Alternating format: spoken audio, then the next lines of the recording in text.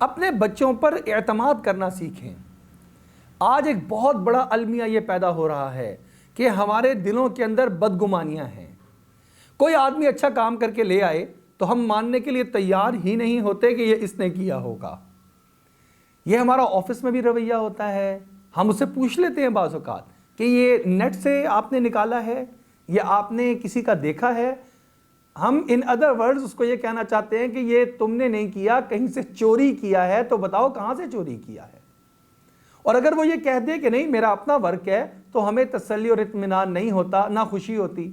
और अगर वो ये कह दे कि हाँ मैंने नेट से चोरी किया है, नेट से देखा है, तो हमारे दिल को भी बड़ा सुकून मिलता है कि चलो शुक्र है इसने खुद काम नहीं किया हुआ।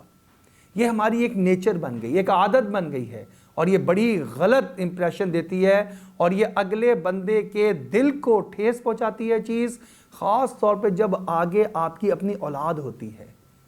औलाद को तो वालिद का या वालिदा के जुमले का एक सहारा चाहिए होता है कि मेरा वालिद ये कहे शाबाश बेटा आपने बहुत अच्छा काम किया है, बेटी आपने बहुत अच्छा काम किया, शाबाश इसको और बेहतर करना। ये जुमला आपके बच्चे को अगले स्टेप पर ले जाएगा। लेकिन आप में तो जो स्टेप उसने उठाया उसी की तारीफ आपसे नहीं हुई, आप तो उसी को सराह नहीं सके। आप में तो इतनी हिम्मत नहीं थी कि आप उसको एक्सेप्ट कर लेते। आपने उसके ऊपर पहला सवाल ये किया, सच सच बताओ किसने कर दिया है, ये होमवर्क तो तुम्हारा किया हुआ नहीं लग रहा। एक बच्चा बड़ी खुशी से कोई चीज़ बनाकर लाता है और लाकर वो आपको बताता है कि बाबा मैंने आज ये गुलदान को पेंट किया। आप देखते हैं और देखकर कहते हैं कि किससे पूछा था आपने, किससे देखा था, ये किसने किया है। आपके दिल में शक है, बदगुमानी है। आप यकीन रखें आपकी ये बदगुमानी आपके बच्चे की सलाहियतों को वहीं पर रोक देगी, स्टॉप कर देगी।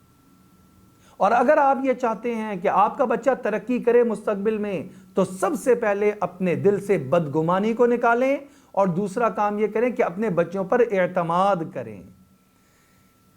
आप रिसर्च को पढ़ें तो पता लगता है कि जब बच्चा 6-7 साल का हो जाए तो जब आप शॉप पर जाएं, आपने अंडे खरीदने हैं, ब्रेड खरीदनी है, आपने कोई घर की ग्रोसरी लेनी है, तो आप अपने बच्चे को साथ लेकर जाएं बाजार में और उसको मौका फराहम करें कि वो चीज़ों को चूज़ करे और वो बच्चा उनका बिल बनाने की कोशिश करे और वो दुकानदार के साथ सारी की सारी बार्गेनिंग और डील करे।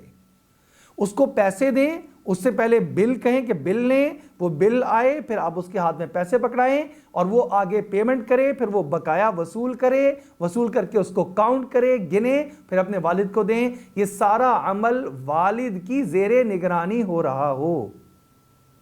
लेकिन आप देखेंगे कि बच्चे के अंदर कॉन्फिडेंस लेवल किस कदर बुलंद हो जाएगा, बच्चे के अंदर खुद एतमादी किस कदर पैदा हो जाएगी।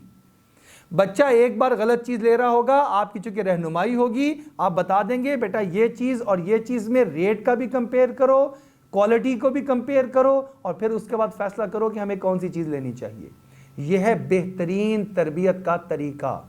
अपनी औलाद पर एतमाद करें, अपनी औलाद के एतमाद को आगे बढ़ाएं और ये जो वालिद और वालिदा कर सकते हैं दुनिया का और कोई रिश्ता नहीं कर सकता है। उस्ताद भी बहुत अहमियत रखता है कि उस्ताद को काम चेक करवाना होता है, वहाँ पर अगर उस्ताद अपने तालिब इल्मों के एतमाद में इजाफा करना चाहे तो वह कर सकता है। और अगर काम को उठाकर और कॉपी को उठाकर ऐसे ज़ोर से फेंके और कहे ये काम करते हैं, तो आइंदा बेचारा जब कर रहा होगा तो साथ साथ डर रहा होगा, पता नहीं मैं सही कर रहा हूं या गलत कर रहा हूं। यही चीज उससे गलतियां करवा देगी।